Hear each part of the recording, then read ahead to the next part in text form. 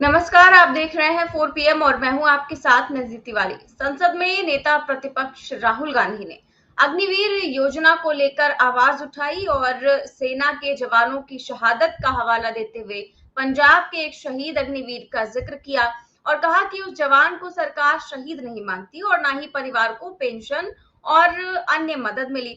इसके बाद रक्षा मंत्री राजनाथ सिंह बीच में खड़े हो गए और राहुल गांधी के बयान को गुमराह करने वाला बताया और बताया कि उस समय के परिवार जो है, वो जो जवान है उसके परिवार की हमने मदद की है। लेकिन बुधवार को नेता प्रतिपक्ष राहुल गांधी ने सोशल मीडिया पर एक वीडियो जारी किया जिसमें वो सर्वोच्च बलिदान देने वाले अग्निवीर अजय सिंह के परिवारों से बात करते नजर आ रहे हैं। अजय सिंह के परिवार का कहना है कि केंद्र सरकार की तरफ से नहीं बल्कि पंजाब सरकार ने उनकी मदद की और राहुल गांधी ने अजय सिंह के पिता की जो बातचीत था उसका वीडियो भी उन्होंने सार्वजनिक किया।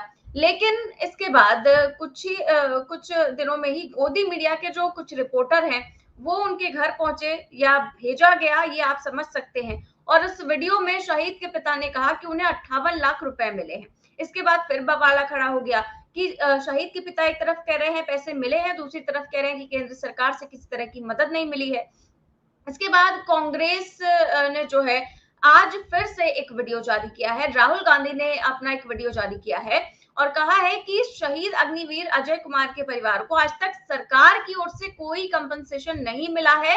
कंपनसेशन और इंश्योरेंस में फर्क होता है। शहीद के परिवार को सिर्फ बीमा कंपनी की ओर से भुगतान किया गया है, उनकी तरफ से पैसा मिला है। सरकार की ओर से जो सहायता उनके परिवार की जानी चाहिए थी, शहीद को के परिवार को मिलनी चाहिए थी, वो नहीं दी गई है। तो इसी को लेकर अब बखेड़ा खड़ा हो गया कि आखिर कौन सच बोल रहा है, कौन झूठ बोल रहा है। और आखिरकार शहीद के पिता जो है उन्होंने जो गोदी मीडिया के रिपोर्टर है उनके सामने क्या बोला और इसके बाद जो है वो जो गोदी चैनल का जो पत्रकार था उसको किस तरह से लोगों ने दौड़ाया भी है, वो वीडियो भी सबके सामने था। तो तमाम चीजें हैं और इसकी परत दर परत हम खोलने की कोशिश करेंगे और इस पर चर्चा करेंगे। और इस चर्चा में हमारे साथ मौजूद है प्रोफेसर अखिल स्वामी सर। सर, बहुत बहुत स्वागत है आपका। तो सबसे पहले मैं राहुल गांधी का वीडियो सुनाना चाहूंगी जो आज ही पोस्ट किया गया है और वो सारे ही वीडियो की पोल खोलते नजर आ रहे हैं। कुमार जी के परिवार को आज तक कॉम्पनसेशन नहीं मिला है। 6 महीने हो गए, उनके बैंक अकाउंट में आज तक पैसा नहीं आया है। कॉम्पनसेशन में और इंश्योरेंस में फर्क होता है। जो भी सानू पैसा मिला वो एक टाइम सोर्स मिला, हमें जो बेटे का करा था ICICI बैंक से है जी। एक जोड़ता इलाका फौज में सोर्स है, सिक्योरिटी जो भी होती है वो मिला है। कॉम्पनसेशन का पैसा उनके बैंक अकाउंट में नहीं आया है। आज तक उनको एक्स ग्रेशिया पेमेंट क्यों नहीं मिला? आज तक उनके बैंक अकाउंट में सैलरी अरियर्स का पैसा क्यों नहीं मिला? सेंट्रल गवर्नमेंट से कोई पैसा नहीं मिला। सारी सहूलतें मिलनी चाहिए, सानू पेंशन लगनी चाहिए, साडा कार्ड वगैरह भी बनना चाहिए, कंटीन कार्ड बनना चाहिए। जो भी पैसा सरकार वाला रहिंदा साडा सेंटर सरकार या केंद्र सरकार ने जिदा राजनाथ ने बयान दिता ही भी 1 करोड़ रुपया भेज दिया गया शहीदों के परिवारों को, हमें वो भी नहीं मिला। सच्चाई ये है कि आज हिंदुस्तान में 2 तरीके के शहीद हैं, एक नॉर्मल जवान और दूसरा अग्निवीर। शहीद दोनों होंगे मगर एक को शहीद का दर्जा मिलेगा, दूसरे को शहीद का दर्जा नहीं मिलेगा। एक को पेंशन मिलेगी, दूसरे को पेंशन नहीं मिलेगी। एक को कैंटीन मिलेगी, दूसरे को कैंटीन नहीं मिलेगी। यह देश की सच्चाई है। अगर किसी ने देश के लिए अपनी जान दी है उसका आदर होना चाहिए। सरकार जो भी कहना चाहती है कहे, सच्चाई ये है। सानू जी बिल्कुल न्याय चाहिए, सानू जो भी सहूलतां बन रही हैं वो मिलनियां चाहिए। देशवासियों, ये नेशनल सिक्योरिटी का मुद्दा है, सेना का मुद्दा है, इसको मैं उठाता रहूंगा। इंडिया गठबंधन सेना को कमजोर कभी नहीं होने देगा। धन्यवाद। तो आपने सुना सर, राहुल गांधी जो है किस तरह से पोल खोलते नजर आ रहे हैं। और आपको क्या लगता है सर कि इन चीजों में सच्चाई क्या मानी जाए? क्या उन्हें ये पैसा मिला है, नहीं मिला है? कहीं पर कुछ बातें सामने आ रही, कहीं पर कुछ बातें, ये तो जो है वही जान सकते हैं, वही समझ सकते हैं। लेकिन इस पर आपकी क्या राय है? नहीं, सच्चाई तो निधि आपके सामने है, इसमें सच्चाई जानने का प्रश्न कहां है? भाई देखिए, राहुल गांधी ने भी पार्लियामेंट में जब राजनाथ सिंह खड़े हुए और उन्होंने कहा कि नहीं हमने 1 करोड़ की सहायता की है, पहली बात तो ये राजनाथ सिंह को झूठ बोलने के लिए, संसद के अंदर झूठ बोलने के लिए सजा मिलनी चाहिए। वो क्यों उन्होंने ऐसी बात बोली? इतनी ज्यादा संवेदनशील मुद्दे पर उन्होंने झूठ क्यों बोला? नंबर 1, उस समय भी राहुल गांधी ने यही कहा था। अरे बेनिफिशियरी बताएगा ना, जिस आदमी को पैसा मिला वो बताएगा। राहुल गांधी के बताने से या राजनाथ सिंह बताने से क्या होगा? अरे जब अगर मान लीजिए किसी को इंश्योरेंस का पैसा मिलता है, ग्रुप इंश्योरेंस का पैसा मिलता है, वो गवर्नमेंट क्या अनुदान में देती है?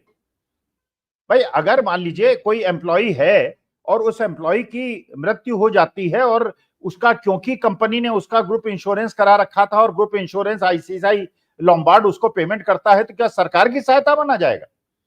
दूसरी बात बिल्कुल स्पष्ट बताई कि पंजाब सरकार ने मदद की है। अरे इस संवेदनशील मुद्दे पे तो राजनाथ सिंह को खड़ा ही नहीं होना चाहिए था। उनको चुपचाप उस समय राहुल गांधी की बात को मानना चाहिए था और कहना चाहिए था हमने कानून में संशोधन कर दिया, केंद्र सरकार हर अग्निवीर के शहीद को 1 करोड़ रुपए विद इन 7 डेज देगी। हमसे गलती हुई, इसके लिए हम क्षमा प्रार्थी हैं। तो देश के अंदर एक अलग प्रकार का संदेश जाता। अरे आप जो लोग, हमारे बच्चे देश के लिए शहीद हो रहे हैं और वहां पे -45 डिग्री में जाके हमारे देश की सीमाओं की रक्षा कर रहे हैं और 45 और 50 डिग्री और 55 डिग्री में जैसलमेर में और राजस्थान के बॉर्डर्स पे हमारे देश की रक्षा कर रहे हैं, उनके साथ इस प्रकार का अन्याय कर रहे हो? तुम्हें शर्म नहीं आती? 12,000 करोड़ के हवाई जहाज में घूमते हो, 10 करोड़ की कार में घूमते हो और करफ लगा हुआ कुर्ता पहनते हो, झक दिन में 3 बार तुम कुर्ते बदलते हो और देश के शहीदों के लिए पैसा देने के मामले में तुम झूठ बोलते हो।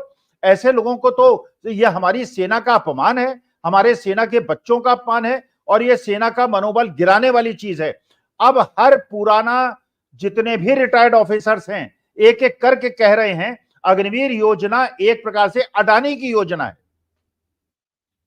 राहुल गांधी ने कहा था मोदी जी की योजना, यह अडानी की योजना है जिसमें 10-10, 15-15 हजार रुपए में सेना से प्रशिक्षित लोगों को अडानी के गोडाउन्स में रखा जाएगा, जिससे हमारे किसानों से वो लड़ाई करें और उनको अपनी तरफ न बढ़ने दें।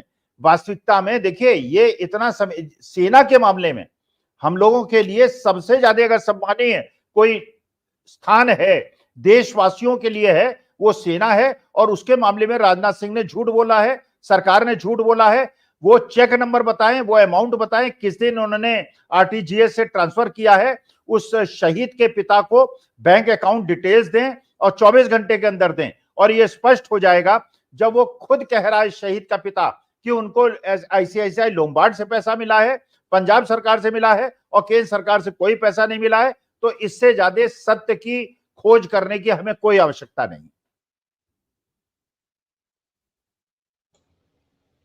बिल्कुल ठीक बात कह रहे हैं सर। और आपको नहीं लगता कि जो लगातार चीजें चल रही हैं और आज एक शहीद जो मेजर थे, उनकी पत्नी को जिस तरह से सम्मान दिया गया है और इसके बाद अब जो अग्निवीर हैं, क्या उनको भी इसी तरह का सम्मान मिल सकता है क्या? और इसी चीज को लेकर तो विपक्ष जो है लगातार आवाज उठा रहा है कि जो कैप्टन अंशुमन सिंह है वो सर्वोच्च बलिदान की गाथा है, जिसे सुनकर हर देशवासी की आंखें जो है वो नम हो जाती हैं। और अगर अंशुमन अग्निवीर होते तो क्या होता? क्या होता उनकी पत्नी का, उनकी जो है माता, उनका क्या होता? और क्या उन्हें जीवन भर फुल पेंशन मिलती? क्या उन्हें इस तरह का सम्मान मिलता? क्या शहीद का दर्जा मिलता जो कैप्टन अंशुमन को मिला है? देखिए, जिसे मिला है वो बहुत अच्छी बात है, जिसे नहीं मिला शिकायत उस बात की है। निधि, मैं एक चीज आपको बताऊं, जब ये पुलवामा वाला कांड हुआ था उसके बाद बहुत सारे टीवी वो लोगों ने इन सैनिकों के जो बेचारे शहीद हुए थे उनके बच्चों को और उनकी पत्नियों को बुलाया था और उस सम्मेलन 2-3 सम्मेलन में गया।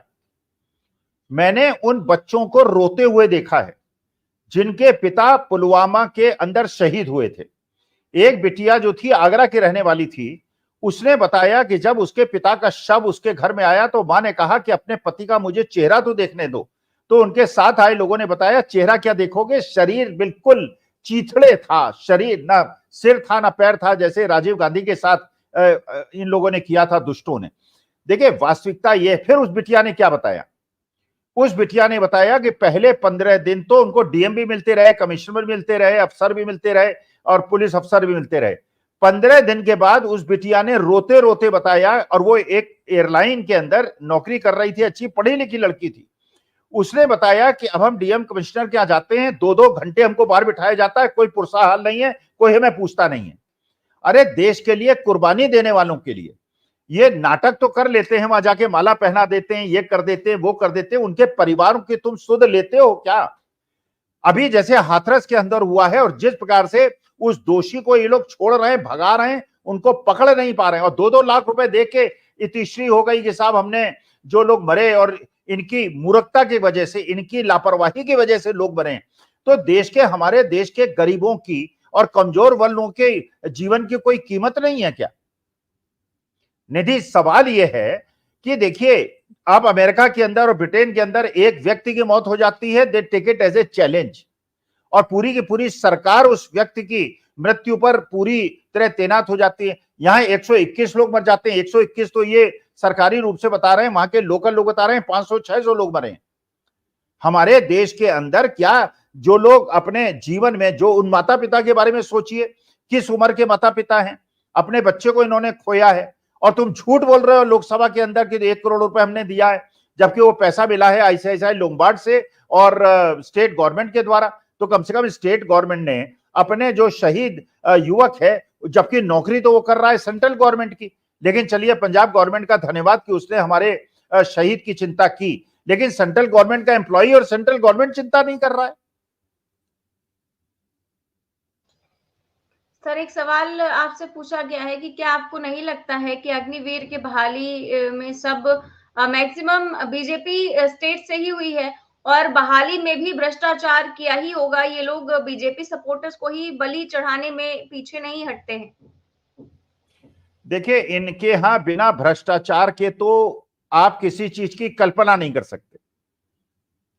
देखिए, अब ये पता चल रहा है जहां जहां, मतलब बिहार के अंदर तो इतनी इंतहा हो गई है भ्रष्टाचार की। 14 दिन में 18 ब्रिज गिर रहे हैं, कहीं चित्रकूट में ब्रिज गिर रहा है, कहीं पे वो नया जो वो बना है, हाईवे बने हैं, एलिवेटेड हाईवेज बने हैं, उनके अंदर गड्ढे हो गए हैं। हर जगह अयोध्या के अंदर, मतलब इन लोगों ने तो बेईमानी की, भ्रष्टाचार की इंतहा कर दी है। एग्जाम लो तो उसमें बेईमानी, जुडिशरी के एग्जाम हो तो उसमें बेईमानी, हर जगह बेईमानी, और गरीबों को पैसा देने में, उनको उनका हित देने में इनकी जान निकलती है, और अमीरों के लिए और पूंजीपतियों के लिए इनकी तिजोरियां खुली हुई हैं। वास्तविकता यह है कि इन्होंने देश के अंदर इतना अनाचार मचा रखा है कि हर जगह आप कल्पना नहीं कर सकते, कोई जगह इन्होंने बिना भ्रष्टाचार के छोड़ी हो तो मैं आपको बताऊं। हर आदमी से आप पूछिए, पुलिस थाने जाता है, वो किसी डिपार्टमेंट जाता है, हर डिपार्टमेंट के अंदर किस प्रकार से पैसे का शोषण होता है, और गरीब आदमी को बेचारे के पास, इसलिए वो सरकारी दफ्तर जाना उसने छोड़ दिया है कि जाके फायदा क्या, बिना पैसे के कोई काम नहीं होता, और जो पैसे वाले हैं वो सारे जो है अपने सारे काम करा लेते हैं। तो गरीबों के साथ अन्याय और भ्रष्टाचार इनका चुनाव चिन्ह है, और इन्होंने देश की गरीब जनता को पूरी तरह से लूटा है। बिल्कुल सर, ठीक बात कह रहे हैं आप। गरीब जनता को ही नहीं, विपक्ष को भी किस तरह से लूटने, उन्हें दबाने का काम किया जा रहा है, ये भी हम सब अच्छे से जानते हैं। और आज राहुल गांधी जो है इसी को लेकर गुजरात पहुंचे हैं, मोदी जी के गढ़ में पहुंचे हैं, और वहां पर आपने देखा था कुछ दिनों पहले ही कांग्रेस दफ्तर पर हमला हुआ था, जो राहुल गांधी का हिंदू वाला बयान था उसको लेकर। और आज राहुल गांधी पहुंचे हैं, कार्यकर्ता सम्मेलन कर रहे हैं, अपने लोगों से मिल रहे हैं, और वहां पर भी उन्होंने जिस तरह से संसद में दहाड़ा था कि इस बार हम गुजरात में भी जीतेंगे, वही चीज एक बार फिर से दोहराई है। क्या कुछ कह रहे हैं, एक बार वीडियो सुनाना चाहूंगी। इन्होंने आपके ऑफिस पे आपके कार्यकर्ताओं पर आक्रमण किया है। अब आपको डरना नहीं है, डराना नहीं है। इन्होंने हमारे ऑफिस पे धमकाकर, ऑफिस को तोड़कर हमें चैलेंज दिया है। चैलेंज क्या है? गुजरात के चुनाव में मैं आपको बता रहा हूं, हम सब मिलकर इनको गुजरात में हराने जा रहे हैं। जो हमने कहा, और लिख के ले लो, कांग्रेस पार्टी की जो आत्मा है वो गुजरात के चुनाव में लड़ेगी, और नरेंद्र मोदी और बीजेपी को गुजरात में, जैसे हमने अयोध्या में हराया है, वैसे ही हम गुजरात में इनको हराने जा रहे हैं। कौन हराएगा? हमारे लीडर हराएंगे, हमारे बब्बर शेठ टाइगर हराएंगे। तो सर, गुजरात के कार्यकर्ताओं में जान फूंक रहे हैं राहुल गांधी, और उन लोगों से कह रहे हैं कि हम बिल्कुल मेहनत करेंगे और इस बार गुजरात में बीजेपी को हराएंगे। क्या कहेंगे सर? देखिए, गुजरात के अंदर, राजस्थान के अंदर, बंगाल के अंदर हर जगह बीजेपी टूट रही है। ये जो लालू यादव ने कहा है ना कि अगस्त में सरकार गिर जाएगी, वास्तविकता है आज के तारीख में दिलीप घोष ने वेस्ट बंगाल के अंदर जो प्रेसिडेंट रहे इनके, उन्होंने कह दिया अगर मुझे उचित सम्मान नहीं मिला मैं राजनीति से संन्यास ले लूंगा। राजस्थान के अंदर आप देख रहे हैं किरोड़ी लाल मीणा जो सबसे ऊंचे कद के नेता है राजस्थान के अंदर, उन्होंने अपने पद से इस्तीफा दे, अभी एक इस्तीफा होने वाला है, एक और मंत्री का इस्तीफा राजस्थान के अंदर होने वाला है। गुजरात के अंदर जिस प्रकार से राहुल गांधी ने जाके वहां ललकारा है, आप बताइए ये हिंदुत्व है? आप अपने विपक्षी दल के लोगों के बात पे इतना ज्यादा आक्रोशित हो जाते हैं कि उनके दफ्तर तोड़ देते हैं, वहां पे तोड़फोड़ करते हैं, फिर कहते हैं हम हिंदू हैं। ये काहे के हिंदू हैं? ये ढोंगी हिंदू हैं, ये हिंदू नहीं है। हिंदू जो है वो सात्विक होता है, शांतिपूर्ण होता है और किसी प्रकार की हिंसा में बिलीव नहीं करता है। 10 साल के अंदर इन्होंने एक ऐसा कल्चर बना दिया है, जैसे हिंदुओं को हिंसक रूप से इन्होंने सम्मिश्रित कर दिया। जो राहुल गांधी ने कहा था, वास्तविकता में हम लोग हैं असली हिंदू जो हिंसा में बिलीव नहीं करते। हम महात्मा गांधी के अनुयायी हैं जो मार खा लेंगे लेकिन मारेंगे नहीं। तो राहुल गांधी ने बिल्कुल ठीक कहा। देश का नारा है आज की तारीख में, डरो भी मत और डराओ भी मत। राहुल गांधी को देखिए, विपक्ष के नेता हैं, परसों जीटीबी नगर के मजदूरों के साथ उन्होंने मिस्त्री का काम किया। शाम को वो लोको ड्राइवर जो हैं न्यू दिल्ली रेलवे स्टेशन में जाके उनसे मिले। एक दिन पहले हाथरस गए, वहां के पीड़ितों से मिले, आज जाके गुजरात में संघर्ष कर रहे हैं। तो राहुल गांधी एक प्रकार से आज के तारीख में संघर्ष के प्रतीक बन गए हैं। जैसे महात्मा गांधी संघर्ष के प्रतीक बने थे अंग्रेजों के जमाने में, और अमिताभ बच्चन एक जमाने में जैसे एंग्री यंग मैन बन गए थे, आज के तारीख में राहुल गांधी देश के पीड़ितों के, परेशान लोगों के, दुखी लोगों के, शोक संतप्त लोगों के आंखों के आंसू पोंछने वाले एक वीर जवान बन गए हैं। और मोदी जी इस समय विदेश यात्रा में अपना व्यस्त हैं। और एक बात बताई राहुल गांधी ने, इंटरनल सर्वे ने बताया था कि अगर अयोध्या से मोदी जी लड़ेंगे तो चुनाव हार जाएंगे, क्योंकि वहां गरीबों की दुकानें तोड़ी, आपने मकान तोड़े हैं। बनारस वाले तो चलिए थोड़ा भोलेनाथ के भक्त हैं, उन्होंने कृपा कर दी, इनको जिता दिया, वरना वास्तविकता में बनारस से अगर मोदी जी को हरा देते काशी वाले, तो हमारे देश की बहुत सारी समस्याओं का समाधान हो गया होता। जी, बिल्कुल ठीक बात कह रहे हैं सर आप। और हमारे जो एक और दर्शक है वो आपसे पूछ रहे हैं कि आम आदमी को जो सुविधाएं मिलनी चाहिए उसको बीजेपी एक प्लान बनाकर धीरे धीरे खत्म कर रही है, जिसको आम आदमी बहुत ध्यान से समझ नहीं पा रहा है। क्या ऐसा है सर? नहीं, बिल्कुल है ऐसा। देखिए, बिल्कुल ऐसा है। आप सोचिए, हम लोग सीनियर सिटीजन्स हैं, 72 साल की मेरी उम्र है, मुझे बड़े आराम से, हम हवाई जहाज से नहीं जाते थे, फर्स्ट एसी से जाते थे, मजे से जाएंगे, 50% का डिस्काउंट मिलता था, वो डिस्काउंट छीन लिया। मतलब गरीब आदमी के, मध्यम वर्ग के, वृद्ध लोगों की सारी सुविधाएं छीन ली इन्होंने। कॉर्पोरेट टैक्स कम कर दिया, पूंजीपतियों को फायदा पहुंचा दिया, जीएसटी बढ़ा दिया, फर्टिलाइजर की जो बैग हैं उनकी साइज छोटी कर दी। लेकिन मुश्किल क्या है कि हिंदुस्तान की जनता, जो आपके दर्शक ने पूछा, देखिए ये आपके दर्शक का भी कर्तव्य है और मेरा भी कर्तव्य है और निधि तिवारी का भी कर्तव्य है, रोज 10-10 लोगों को बताएं कि तुम्हें कैसे मूर्ख बनाया जा रहा है, हिंदुत्व के नाम पे मूर्ख बनाया जा रहा है। ये लोग हिंदू नहीं हैं, ये ढोंगी हिंदू हैं। असली हिंदू वो हैं जो कि वास्तविकता में भगवान श्री राम की मर्यादाओं का पालन कर रहे हैं, जो महादेव की मर्यादाओं का पालन कर रहे हैं, वो असली हिंदू हैं। अरे महादेव जो हैं वो क्या इतना, अगर महादेव आज उतर आए इस धरती पर तो क्या ईडी सीबीआई अपने विपक्षी दलों के पास भेज देंगे क्या वो? अच्छा, उन्हें कह दिया कि बच्चे हैं राहुल गांधी। अरे कंस की भी तो, कंस को क्यों कपकपी चढ़ती थी नवजात बच्चों से, और 7 बच्चे उसने मार दिए थे, इसीलिए ये भविष्यवाणी हुई थी कि वो बच्चा जो है बड़ा होकर तुम्हारी हत्या कर देगा। तो ये बच्चों को हल्के में न ले। राहुल गांधी जो है आज के तारीख में देश के संघर्ष का प्रतीक बन गए हैं, और ये मेरे आपके दर्शक श्रोताओं सबका कर्तव्य है रोज, और गालियां खाइए, देखिए गालियां तो पड़ेंगी। पिछले 10 साल में मैंने जितनी गालियां खाई हैं, मेरी 7 पुश्तों ने नहीं खाई होंगी। क्या क्या नहीं कहा गया, हिंदू विरोधी कहा गया, मौलाना कहा गया, मुसलमान कहा गया, टांग तोड़ देंगे करा गया, बुढ़ा मर जाएगा, मार देंगे, ऐसा कहा गया। लेकिन मैं लड़ता रहा, आज भी लड़ रहा हूं। क्यों लड़ रहा हूं? क्योंकि मैं इस देश से प्यार करता हूं। संजय शर्मा क्यों लड़ रहे हैं? क्योंकि हम इस देश से प्यार करते हैं, हम इस देश की आत्मा से प्यार करते हैं। हमें कांग्रेस और बीजेपी से कोई लेना देना नहीं है। लेकिन ये जो हिंसक प्रवृत्ति है, ये देश को खा जाएगी, इसलिए अपनी जान की कीमत लगाकर हम इससे संघर्ष कर रहे हैं। और मैं जानता हूं आपके श्रोता दर्शक भी गालियां खाते होंगे, लेकिन ये गालियों को प्रसाद समझिए। ये समझिए प्रसाद है देशभक्ति में। महात्मा गांधी को भी ट्रेन से नीचे उठा के फेंक दिया गया था, लाला लाजपत राय को भी लाठियां मारी गई थी, लेकिन उन्हीं का नाम आज याद करते हैं लोग।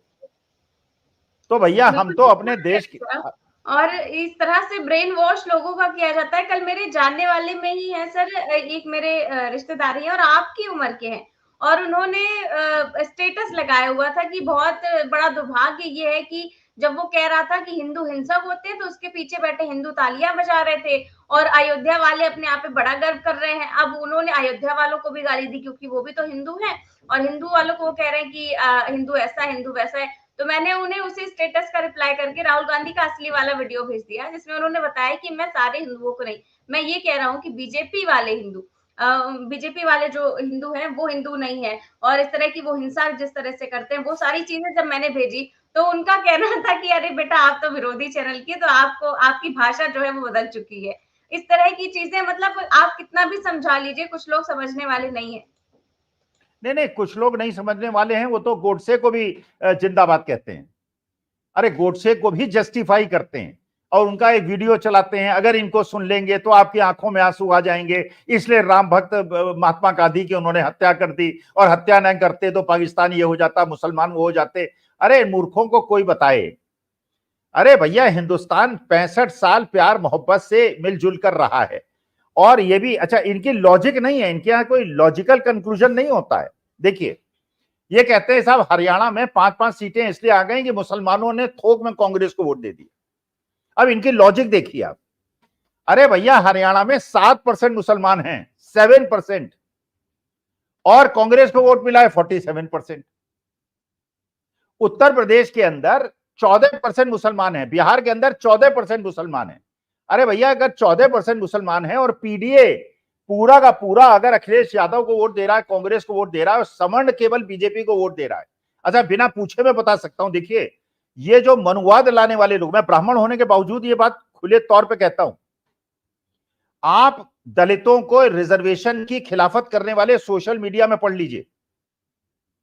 सुबह से देख रहा हूं कि साहब वो राजा थे, वो तेली राजा थे, वो मौर्य राजा थे, ये कैसे बैकवर्ड हो गए ब्राह्मणों के। अरे ये सारे के सारे षड्यंत्र करने वाले 5-6% हैं जो देश के अंदर संविधान को खत्म करना चाहते हैं। ये लोगों को समझ लेना चाहिए। और मैं देखिए सवर्ण होने के बावजूद ये मानता हूं, देश के अंदर बाबा साहब भीमराव अंबेडकर का संविधान पे जिस दिन छेड़खानी हो गई, जिस दिन इनको मौका मिलेगा कर देंगे, हमारा देश टूट जाएगा।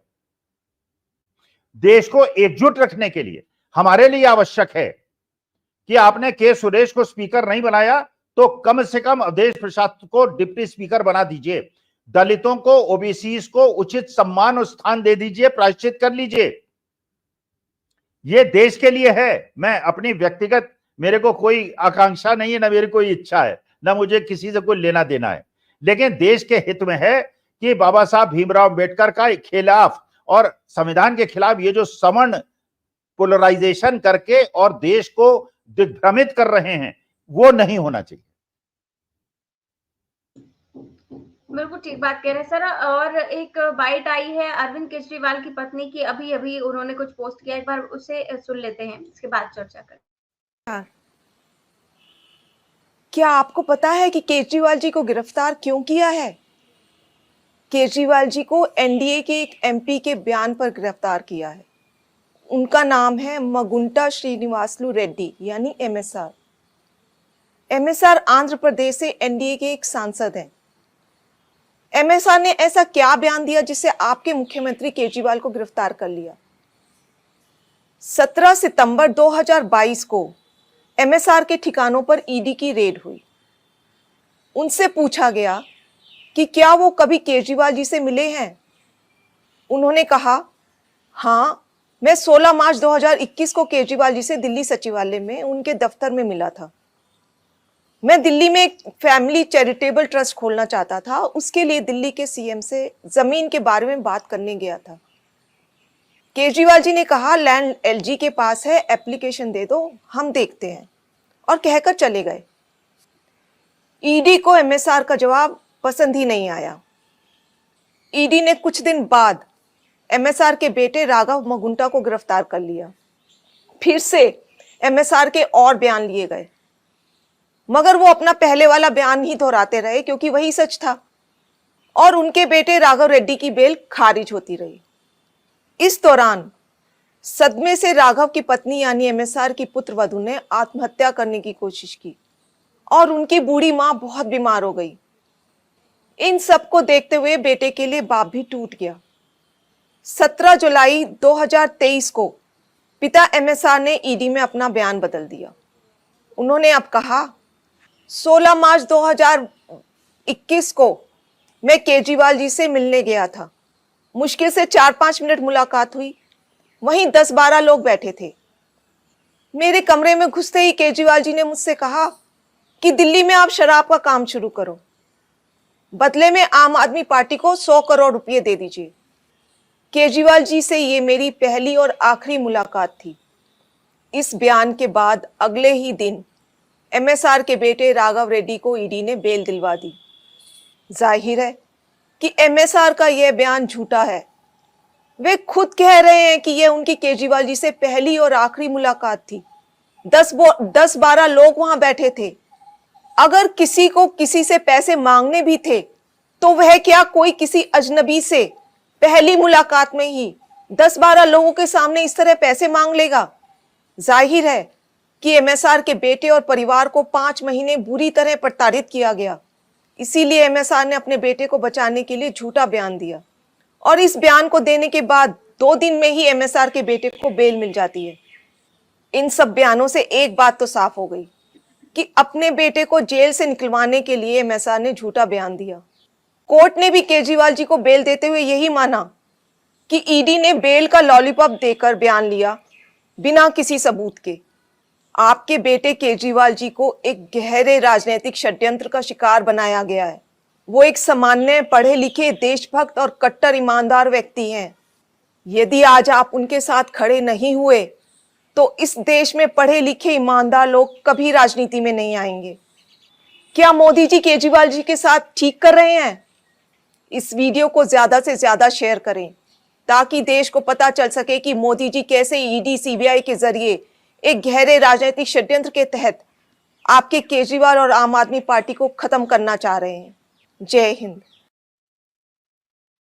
तो ये केजरीवाल की पत्नी ने तमाम तरह के आरोप लगाए कि बेटे को छुड़वाने के लिए झूठी बयानबाजी की गई और अरविंद केजरीवाल को फंसाया गया। और इसके बाद कल जिस तरह से कई सारे वकीलों ने 150 वकीलों ने चिट्ठी लिखी है सीजीआई चंद्रचूड़ को और बताया है कि जो अरविंद केजरीवाल का केस जो देख रहे थे, जिन्होंने बेल नहीं दी, वो जो है ईडी में जो काम करते हैं उनके सगे भाई हैं।